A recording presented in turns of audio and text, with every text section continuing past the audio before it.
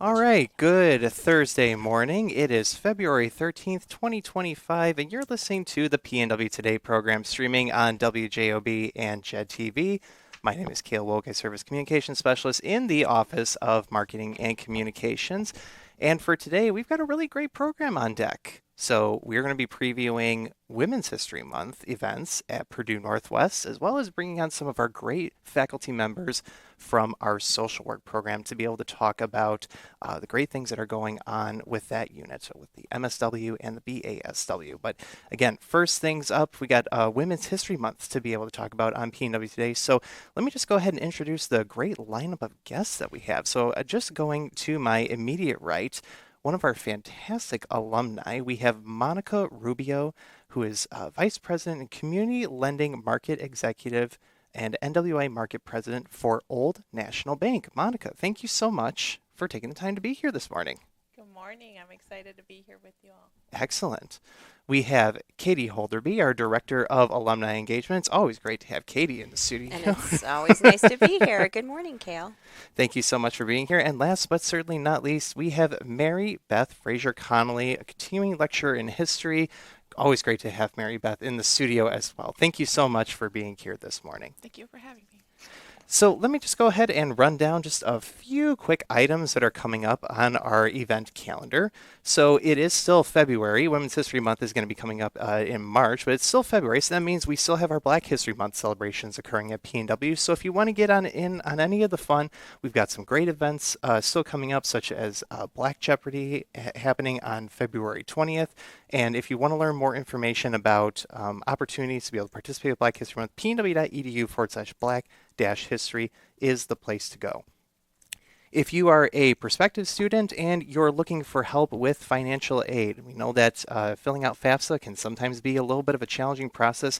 That's why our wonderful folks in the Office of Financial Aid will be on site for College Goal Sunday. And that's a statewide event that happens throughout Indiana, and PNW will be hosting College Goal Sunday programs on the Hammond and Westville campuses from 2 to 4 p.m. on Sunday, February 23rd. And again, financial aid professionals are going to be on site to be able to help college-bound students and their families fill out their FAFSA forms, work with their FSA IDs, and best part, it's a free program. So if anyone would like to find out more information, again, pnw.edu/calendar, go ahead and check it out. February 23rd, that's the date to mark down. And we always got to shout out our good friends in athletics. So Rick Hassell, if you're out there, I hope you're listening. Got to definitely give a shout out to our men's and women's basketball teams. They are going to be taking on Grand Valley State for their next games that are occurring tonight. And the women's team will be tipping off at 5 p.m., followed by the men's team at 7 p.m. And always to learn more information about what's going on in the wonderful world of athletics at PNW, pnwathletics.com. That's the place to go. So again, we're going to be looking ahead to March, and February is a short month, and time flies by very quickly here. And what's wonderful about March is we get to celebrate Women's History Month, and we've got a great amount of activities that are so far on the docket at Purdue Northwest. And again, joining to be able to talk more about the activities that are in store, we have our wonderful alum Monica Rubio, Director of Alumni Engagement Katie Holderby, and continuing lecturer in history from our History, Philosophy, Politics, and Economics Department, Mary Beth Fraser Connolly.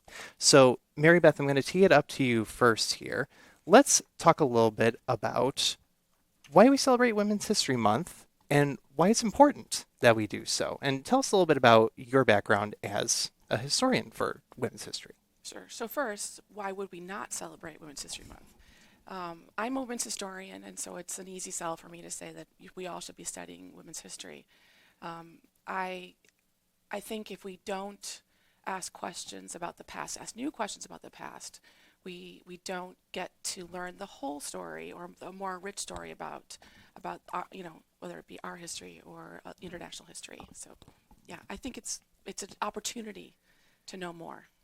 Absolutely. So when you're teaching your students, doesn't have to, of course, just be allocated to March, but what do you like to tell them about the importance about studying women's history and kind of sparking that interest for them?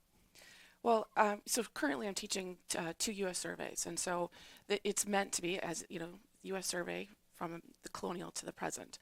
And if we were just to incorporate the traditional narrative, we would think that women didn't do very much of anything. There might be one or two women worthies that we would call attention to, but I regularly incorporate different stories about women's lives in the past that I think, it resonates with the students a bit more. It enlivens their understanding of history. It makes it, you know, more, well, Jiminy Crickets, interesting for them. you know? Excellent. So, looking ahead for some of the items that are on deck, let's just give a little bit of a rundown for what folks can expect. And we always love to be able to shout out website URLs. So, pnw.edu/women's history, so plural there, women's. With the S at the end, women's history, that is the place to go if anyone would like to start checking out as event logistics are getting firmed up for the month. What we're looking to go ahead and start out with will be a sports panel on March 4th. So, pending final guest confirmations, this is going to be a very interesting discussion that's going to happen, where we're going to be looking at the current context of the sports realm, where fandom for different women's sports, such as basketball, we can look at the Olympics. There have been figures that have emerged. We have Caitlin Clark, Angel Reese, Ilona Mayer, and this raises some good questions for us to be able to talk about of what the next direction is and what the future holds for women's sports, as well as their representations and their identities. Looking ahead as well, we'll also have on March 12th, we're going to have Women's History, excuse me, words are hard. Women's History Month Trivia Night, pardon me. So, Mary Beth, you helped with preparing some of the questions that we had for the previous year with that event, and it went very well.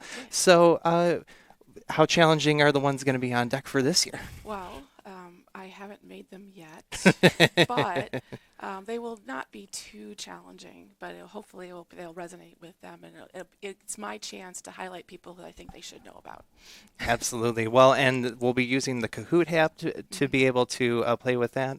Um, and there will be some prizes that'll be in store, and that'll be happening in the evening on March 12th.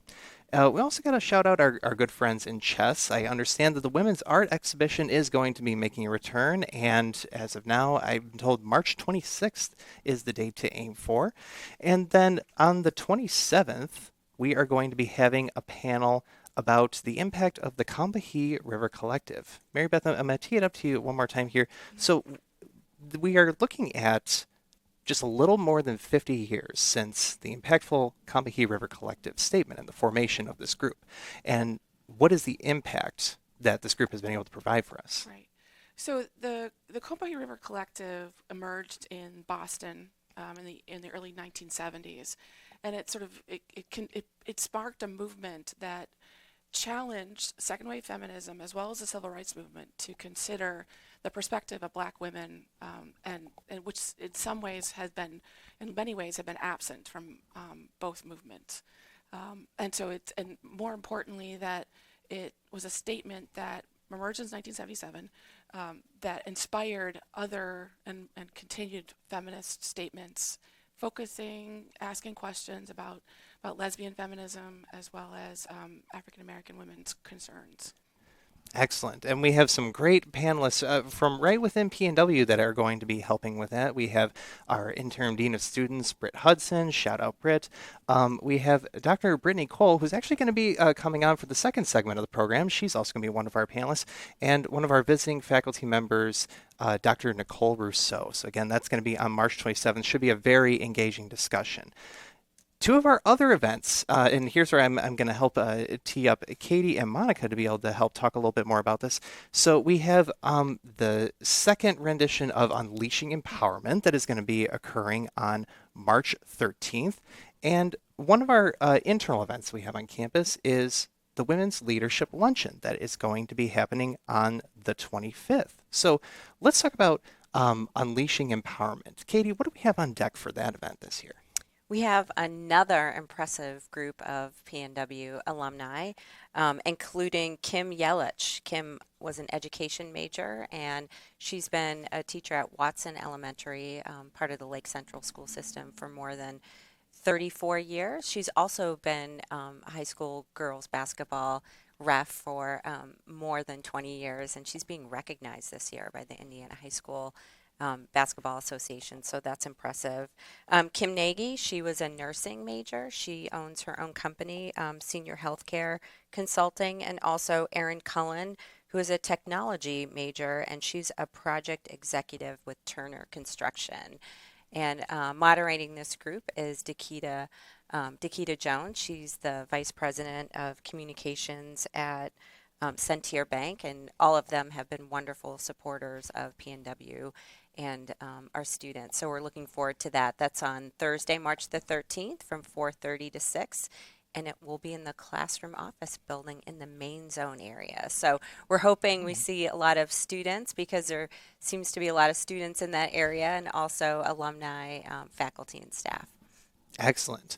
Well, so looking ahead for this year, as well as how well that Unleashing Empowerment happened, how that went last year, what do you appreciate about an event like that and bringing together PNW alumni, and in this particular case, PNW women alumni for our Women's History Month activities to be able to offer up their stories, their conversations, and inspire our campus community?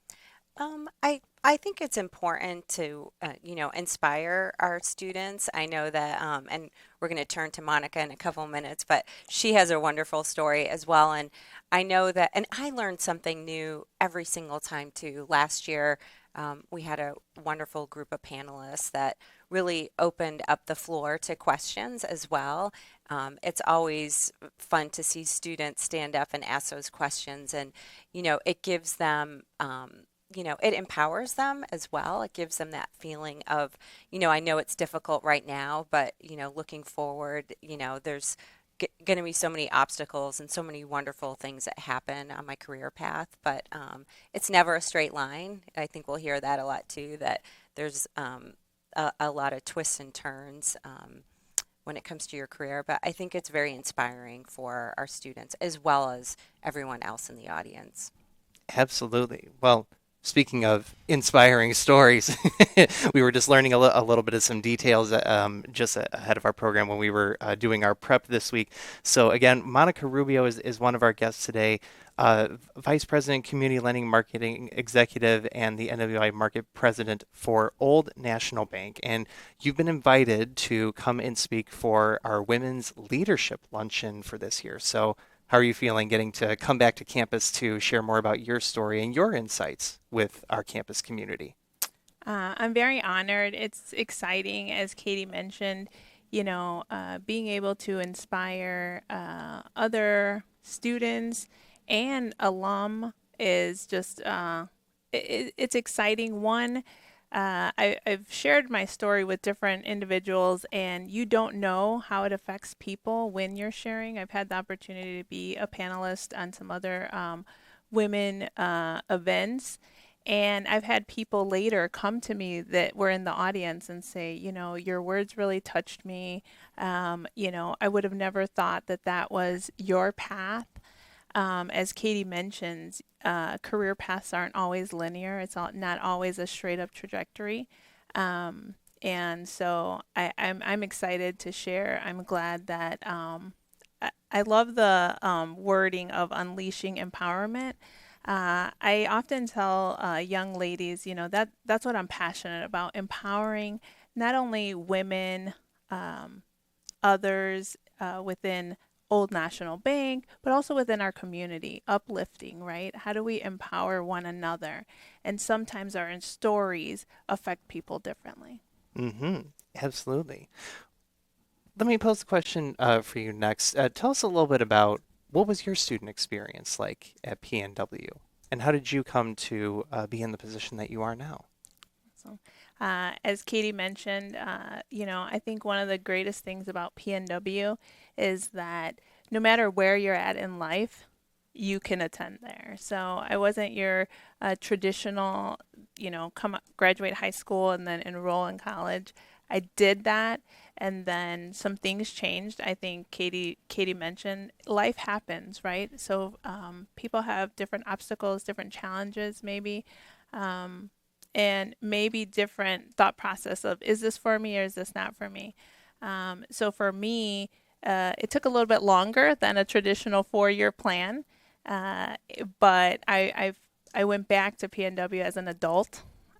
And so at first you think that experience is going to be how are you going to feel? You're older, you're sitting with younger students. I think as PNW has evolved, that's just the norm now, right? You can, no matter what stage you're at in life, you can think to say, I can be a student and be a successful student at PNW. I School of Business, shout out to the School of Business, many professors that helped me. I think one of the things I was mentioning to yourself and Katie is that the the professors were able to engage students of all ages and relate and be relatable. Um, just some professors that impacted my life: Pat Obie, Dr. Aida, Gideon Falk, and many others. Ed Ferticella, who was actually in banking. I was in banking when I went back to school. I was fortunate to work for a company that paid for my college education, so it was an easy decision for me to decide to go back. Absolutely. And how did you get interested in banking? Unique story. As I mentioned, I enrolled in college right after high school and then identified that it wasn't for me at the time. So I started working, and there's a very unique story to that situation, but I will save that for the luncheon. I started working at the bank, and I loved banking. And so I identified that when I started college, I was taking the wrong classes. I was focused on a career path that wasn't for me. And so a mentor at the bank, said, "Have you thought about business management?" And so that was something that I was like, oh, maybe this would be for me. So again, working for a company that paid for your college tuition, it was an easy decision to go back and focus on business management. But now I was working full time and then deciding to go back to school. So I started going back part time. And so I started in banking 27 years ago as a part time teller. I tell people I never would have imagined that I would be at the level that I am today. To be honest, I probably didn't know all of the areas of banking, other than maybe a senior director in retail management. But there's so many facets to banking. And so 27 years ago, as a part time teller, I wouldn't envision myself in the role that I am. This 24 was a very exciting year for me. I was promoted to the Northwest Indiana Market President in April. And I will add that in November, I was promoted to Senior Vice President. All right. Congratulations. And I'm up for another award. It's not been announced yet, and I don't know if I'm the winner. But at the luncheon, I will know. All right. I was also recognized in Cranes as top 100 notable Latino leaders in Chicago. And so it's just really, many women have empowered me, those that are noted in history, but others that are within our community. My mother, whether it's your grandmother, your mother, whether it's your aunt, your sister, some woman has gone before us, and they have persevered, demonstrated resilience, overcome obstacles and challenges that have helped us get to where we're at.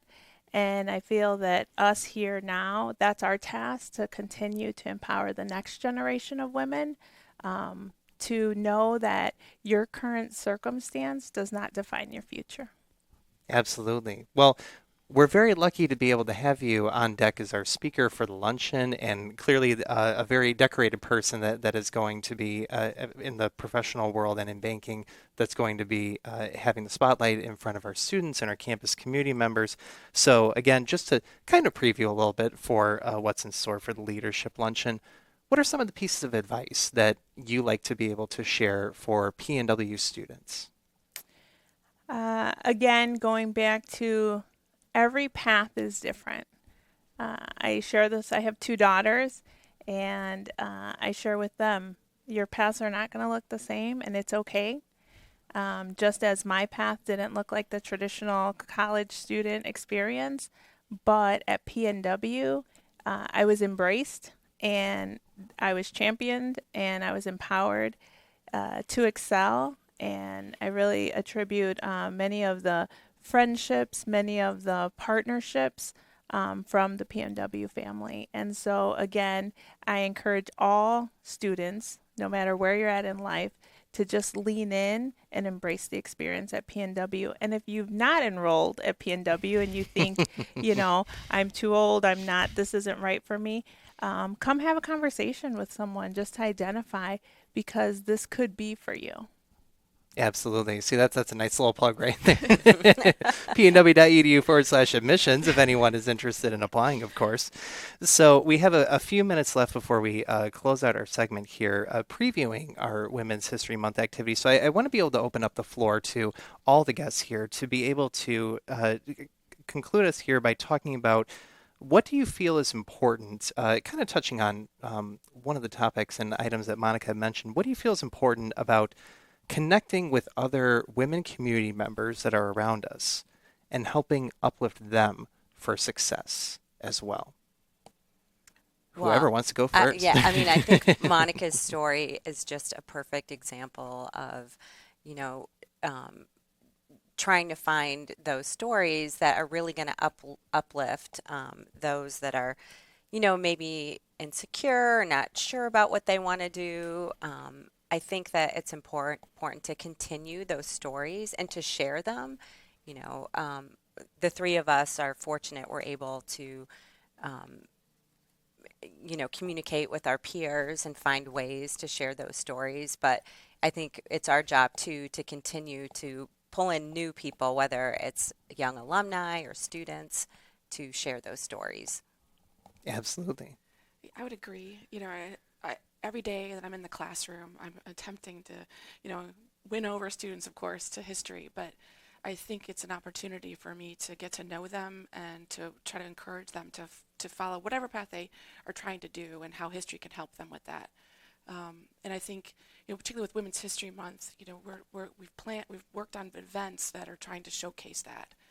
Whether it's in the Hammond or Westville campus, the events that we're offering to sort of inspire students to see heroes in all walks of life. They can find inspiration from a teacher, a parent, a sister, something like that. So there's lots of opportunities, and I'm hoping that I can help them identify them.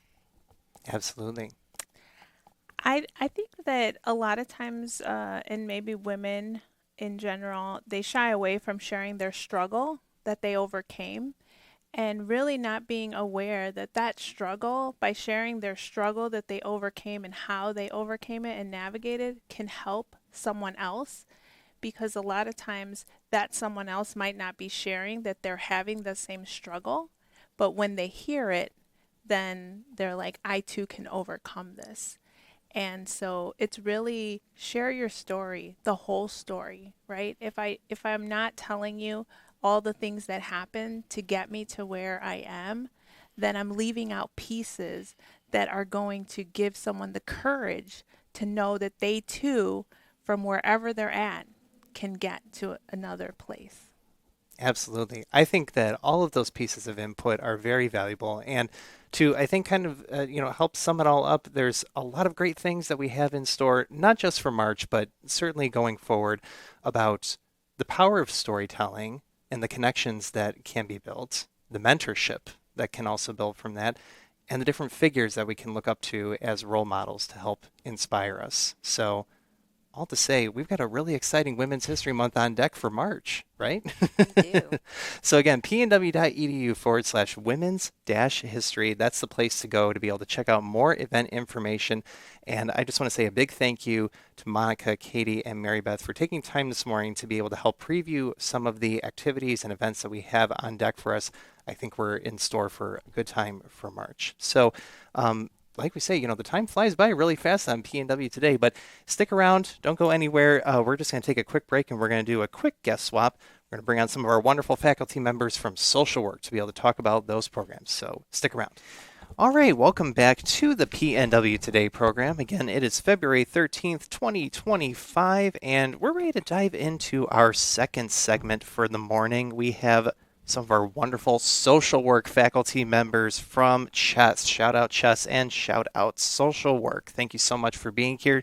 Just to go ahead and go down the line, and to my immediate right, we have Dr. Shreya Bandari, who is the director of our Master of Social Work program and a professor of social work at Purdue Northwest. Shreya, thank you so much for being here this morning. Thank you. It's nice to be here. Absolutely. We have Robin Miller, who is the Director of Practicum Education and a Clinical Assistant Professor of Social Work. Robin, thank you so much for being here this morning as well. Thank you. And last but certainly not least, we have Dr. Brittany Cole, who is an Assistant Professor of Social Work at Purdue Northwest. Thank you so much for being here as well. Thank you for having us. So, it's a very interesting time to be able to talk about social work on the PNW Today program because there's an important deadline that is coming up, and that is the application deadline for the new Master of Social Work program. So we've got a lot of great information to be able to have on deck to not only talk about that, but also the importance of studying that discipline at Purdue Northwest and how that's also impacting some of the larger collection of advocacy and mental health studies that are being made available for our students and the impact that that's providing for our communities. So, to go ahead and start out, just so that some of our audience members can understand. So, social work it's two words that we might hear a lot, and it might maybe be a little nebulous for what that exactly means. Well, since we have three faculty members here, then it might be a good idea to be able to see how do we define what it means to study social work and how is it different from some of the other disciplines that it might neighbor or be next to? So the floor is open for any of you to be able to take it away to start out with talking about what does it mean to study social work? Yeah, so social work is a practice-based profession and it's also an academic discipline and it's license eligible both at the bachelor's and the master's level. And the unique thing about social work is people are able to not just work with individuals, but they work with families, communities, organizations, and can also work at, policy level and advocacy.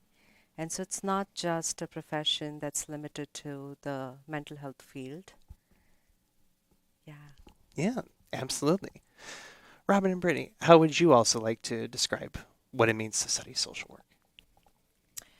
Well, I would definitely echo Shreya's sentiments in that it is a profession that allows you to do so many different things. I think that with some other professions that even are similar to social work, you're kind of like pigeonholed into certain categories. With social work, you can literally work abroad, you can work here, you can work in the government, you can work in a private sector, and with that degree it allows you to be able to traverse so many different disciplines and different experiences, and it just is such a profound experience in the field. Absolutely. Well, I really don't have a whole lot to add because these two ladies have done such a wonderful job. But I will say that you'll find social workers everywhere. We are in schools, in hospitals, in legislative arenas, in mental health, in private practice. So a wide variety of environments. Excellent. And so within these different environments, what are some of the typical day-to-day actions that social workers get to do when they're in these different sectors? Yeah, I mean, they do all kinds of things. So at the bachelor's level, they start from, case management, and they can go to the extent of, doing therapy work, um, doing advocacy work, doing, like in the hospitals, doing discharge planning, working with, the patients in terms of connecting them to resources. So it's a wide variety of things. Social work is also considered a terminal degree to be able to teach in social work programs. And we actually really are, seek people who have practice experience, who have worked in the real world in the field for several years to come and teach those practice-based courses because, those rich experiences are really important for our students. So they also get a lot of social workers after a few years of client work get pulled up into administration or, running centers, running, all kinds of, community mental health centers and, supervising a group of professionals in the field and so on and so forth. So, yeah, there are a lot of opportunities. Absolutely. So, when social work students first come to PNW, what does a path of study look like for them? So we're going to talk a little bit about the Master of Social Work program. But first, let's talk a little bit about the bachelor's degree, Mhm. just to give a little bit of an idea of when a student is saying, okay, I'm going to major in social work. What does their path of study look like for them in terms of what they're doing in the classroom as well as opportunities for the magic practicum was also mentioned there. What can they expect during their time at PNW? Yeah, so I can tell you a little bit about the classroom, and then Robin can talk about the practicum piece. So the students start out, anybody at PNW can take two introductory social work courses. Those are Introduction to Social Work and Introduction to Social Policy and Programs. That is just a peek for them into the profession of what this profession entails. And those are also kind of the prerequisites for them to apply to social work. So at the end of their freshman year, they apply to the social work major. And the reason we keep the application process is just so that we are gatekeepers for this profession, because we work for the most vulnerable in the community, and also, it's a license eligible profession. So after that, the students would apply to the major where, they submit a statement, recommendation letters, and, the usual. And once they get admitted, then they start taking classes. Classes entail anywhere, the kind of classes they do is research, practice. They have a course on diversity and social justice. They also have courses on human service organizations and, macro practice. And we also have embedded practicum in there, and so that is also an integral piece of the social work education. Excellent. Yeah, and I can speak to that. So students will start, they'll do two internships. The first one takes place in the spring semester of their junior year, and I work with each student individually to discuss their areas of interest, their strengths, and help them to find a good internship that works well for their other life obligations. So that junior practicum is about 7 hours a week in an agency setting, for a total of 100 hours for that first semester. And then their senior year, they're placed at a second internship site where they remain throughout their fall semester into the spring semester. They're there twice as many hours a week, so about 14 hours a week for 2 semesters, so they really get a much more significant immersion into working with a particular population or particular type of agency or organization. Excellent. Brittany, anything to Yeah, I think that they've done a great job. I don't feel that I have anything to add. I think that sums it up. See, this is why we got a good cast here together that's giving a lot of great information so far. I feel like I'm definitely soaking in a lot of good stuff here as well. Can I submit an application of the program? Let's also talk a little bit about what licensure looks like and why that's important for students to be keeping in their minds as well as they're going through their passive study. Can you speak on that a little bit too? Sure. After the bachelor's degree, they're eligible for what's called the LBSW, and they have to take an exam and pass that exam with a particular score. And actually, I'll back up just a little bit and say that our profession has title protection. So without having a license, you can't call yourself a social worker. So you have to have graduated from an accredited program and go through that licensure process. At the master's level, there are two license options. One is the LSW that you can take right after you graduate from a master's program. The LCSW is the most advanced license, and that takes place, that you're eligible for that after the master's degree and 2 years of clinical practice under the supervision of another professional with their LCSW. And really, that LCSW license means that you have demonstrated the ability that you can practice independently. Absolutely. Thank you for sharing a little bit of some information about that as well, because that is an important thing for students to be able to be looking to, that it's not just once you earn your bachelor's degree, that's just the end of the road. It's an ongoing process. Yes.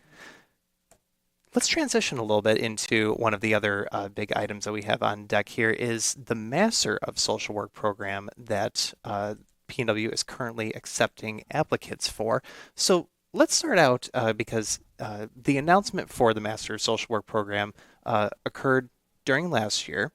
And I want to be able to hear from all of you about what was important about being able to introduce this particular program for Purdue Northwest. Sure. And so, we are in this Northwest Indiana region, and we just do not serve this region. We serve the entire, Chicagoland region. And we have a dearth of, mental health services or, de-addiction services, you name it. We are kind of in a, as, someone may call it, a mental health desert. And so there's a huge need for trained professionals. Most of our graduates retain and live in our own communities. And so I think Purdue Northwest had been talking about, we have a very successful Bachelor's of Social Work program, been talking about, launching a Master's of Social Work program. And that is what the community needs. That is what, our partners in the community were talking about. And so that's what came about. So we went to the state for permission and we were granted that permission. And so we are very, very excited to launch our first cohort this fall. And that's how, we plan to train our students to be professionals in the community.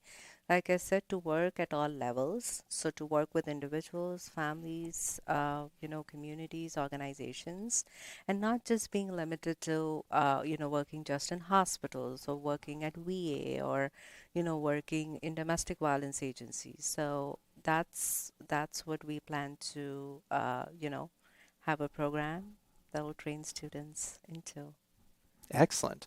Well, and we always love to be able to shout out website URLs. So pnw.edu/MSW, that's a Mm-hmm. great URL to be able to visit to find out information about the Master of Social Work program at PNW.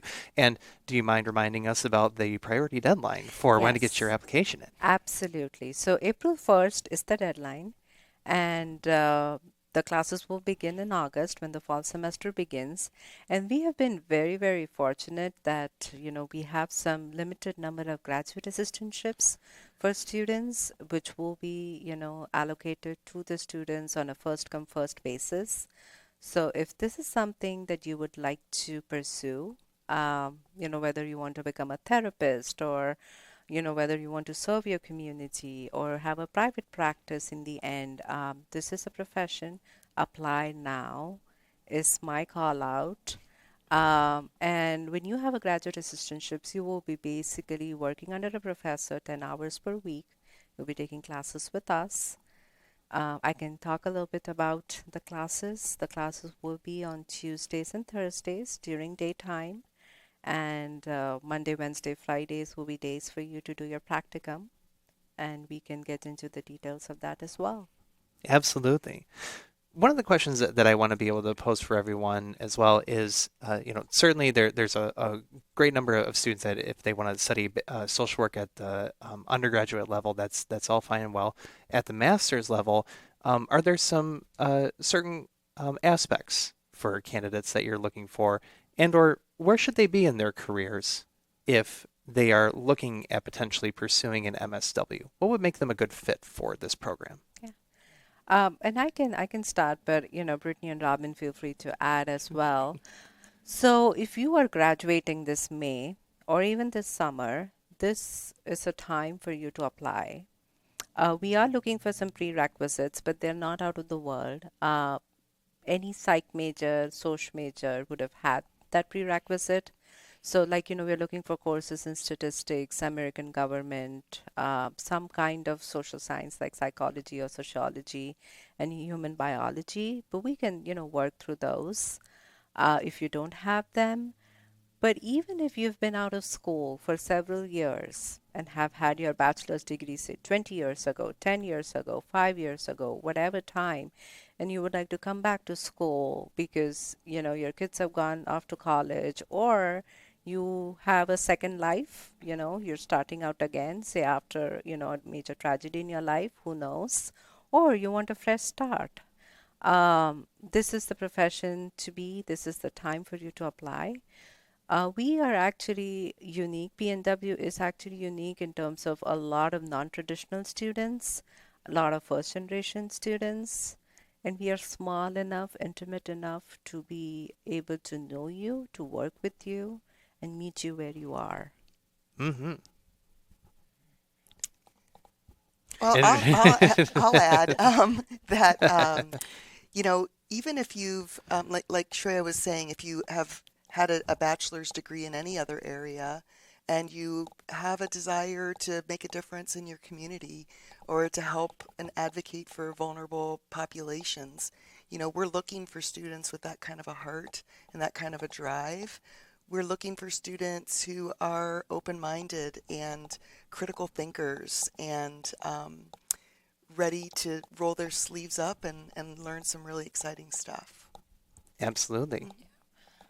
I will echo that, Robin. I think that one of the beauties of this program is that you don't have to have it all figured out and have it all together. We can support you through the process of, getting to where you want to be. We can focus on building that foundation and, that understanding of social work practice and help you, matriculate to the new heights that you want to reach. And so I think that students can have a diverse background and have loads of experience, and they can also this could be their first opportunity outside of their school, their bachelor's level experience, and we can support them at either step along the way. And so I think it allows us to be really flexible in the process.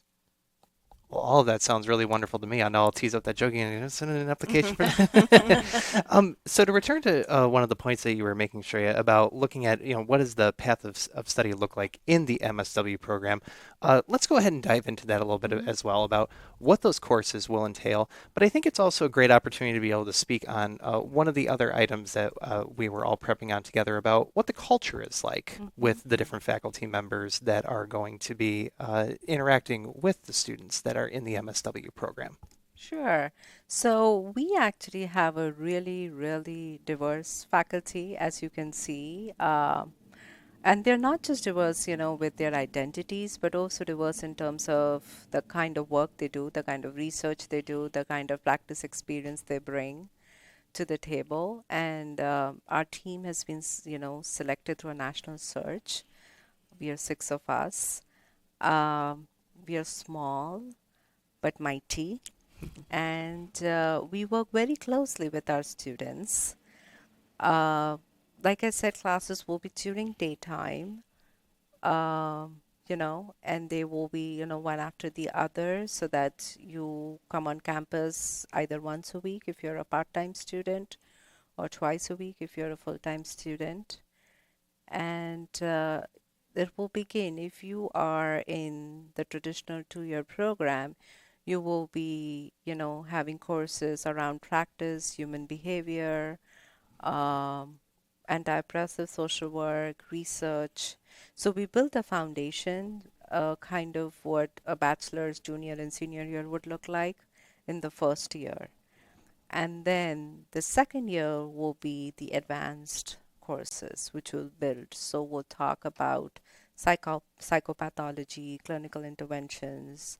We'll do, agency administration and those kind of things where, students will be taught how to write grants and stuff. So that will be the advanced level of classes.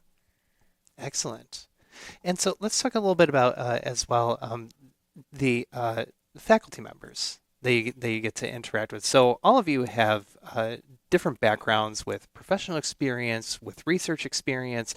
So what's the value of that as students are entering, whether that's at the undergraduate level or the master's level, where they get to be able to have those different perspectives around them and those mentors with those research and professional backgrounds?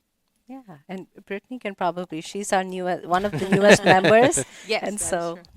Yeah, so I mean, I think one of the reasons why I was drawn to the program is because of the intimacy of the experience. I think that we are, not just saying that we are diverse, but we are in fact, obviously, you know, we look diverse, but we have expertise in clinical practice. We have expertise in elderly care. We have expertise in hospital-based interventions, and we have some of our professors who have worked abroad and have research experience abroad and have brought that back here and have those types of experiences as well, and also have those connections as well. And so there is an experience here that is unique to PNW, and we have the opportunity to take our students to different parts of the world and do social work practice and teach them different ways of being in this field.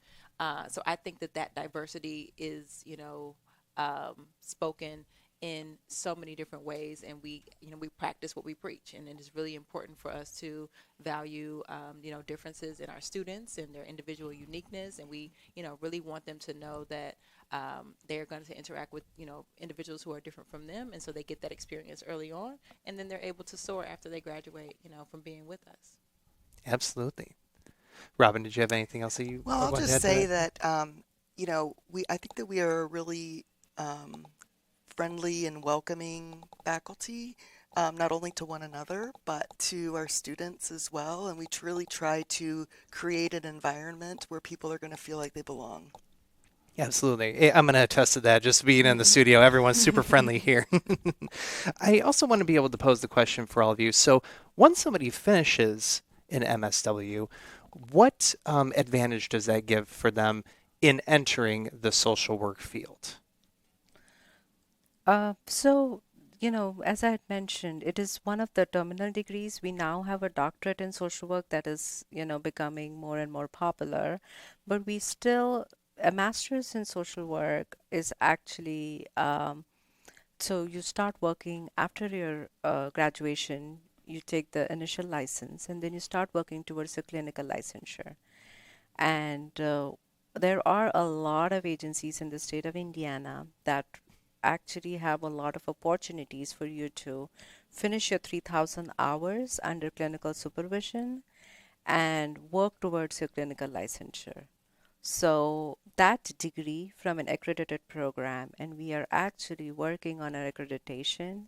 So anybody who graduates, starts the program in fall 25 and graduates from our program will be eligible to apply for the licensure and then will be eligible to work towards their clinical licensure. So that is the most important thing. Um, and we are working towards that. We are currently in the pre-candidacy status with the Council on Social Work Education. And in just about a month and a half, we have a visit coming up from the Council on Social Work Education.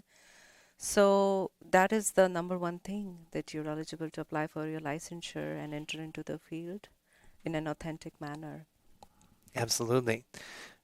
I also want to be able to ask the question for all of you. So one of the great things about Purdue Northwest is that we make an impact on all the different communities that we serve. So why is it unique and as well as important to be able to study social work at Purdue Northwest and to be able to interact with the communities that we have around us in Northwest Indiana and really the greater Chicago metropolitan area? I think our may Go I? ahead. Yeah, Go yeah. ahead. Go ahead. Our program is first of all very affordable. Purdue Northwest is very affordable, but we are very well connected with a wide variety of organizations in the community that we consider to be our partners. So we can provide students with a wide variety of options for internships, for example, and some of which are even paid, which can help students offset the cost of their living expenses or their tuition. And so we can provide students with a wide variety of opportunities to experiment and to grow their professional skills. Excellent. And we have just about 1 or 2 more minutes to go before we have to close out for this day on the PNW Today program. So just going down the line here, I'm going to start off with Brittany and at the end there. I want all of you to be able to just briefly share, why do you love working with social work as your chosen field, and why do you recommend that others consider studying it? Sure. So, one of the things that I really enjoy about social work is the diversity. I have done so many different things in this field, and I remember one of my advisors saying when I was in grad school, "You have varied interests," and I'm like, "Yes, that's why I chose this field so that I can pursue all of my interests. I can teach, I can do clinical practice, I can work at the macro level." So that is one of the things that I really enjoyed. I also love that in many fields you have to go to school forever to actually earn a decent living and have a valuable experience. And in social work, it's a bachelor's degree, it's your master's degree, you get your hours, and then you're good to go. As long as you continue getting your continuing education units, every other year, you're good to go. And it's like really wonderful to be able to have those unique experiences. So that is what I love about social work. Excellent. I too love the variety and have I've been in working in the field of social work for about 30 years and have done a wide variety of things over the course of my career. I also think it's important to know that, in professional excuse me, professional arenas, social workers are very highly regarded as experts in whatever their chosen focus is. And so it can be really fun to choose an area or two and really develop yourself professionally. So it's a profession that opens the door for a lot of personal and professional growth. Excellent. Yeah. Just echoing what Brittany and Robin said, I think the versatility attracted me. So when I started out 20 years ago, the kind of work I did, I wouldn't say I'm not still doing the same. I am still doing a little bit of the same, but I'm doing so much more. Being in social work education, being able to do research, being able to go to conferences, being able to take that work back and bring about some real change, whether it is, so my passion is domestic violence or violence against women. And so trying to connect the voices of, the participants that I talk to and try to connect that to policy level change. I mean, we have a Violence Against Women Act, and there's a constant, change in that depending on what the needs of, the population are. I think that connection and seeing that come full circle is what, still excites me. And I would like to continue my work, in that area.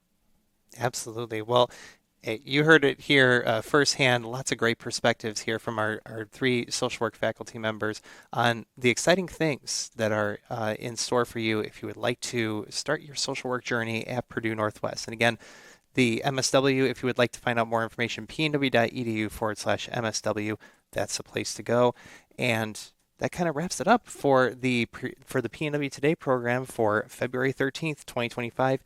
Big thank you to Shreya, Robin, and Brittany for taking time to be able to come in the studio and share all things social work. We really appreciate it. And also, I made a note for myself because I think I omitted it the last one or two times, and I apologize, but shout out Adriana Alvarez, always holding it down for us in the studio, our wonderful communication and creative arts student at PNW. All right. That wraps it up for this time, and be sure to join us in a couple weeks because Rick Hassell will be back in the studio, and he'll be sharing what's new in the world of PNW athletics. So until then, take care, and we'll see you next time.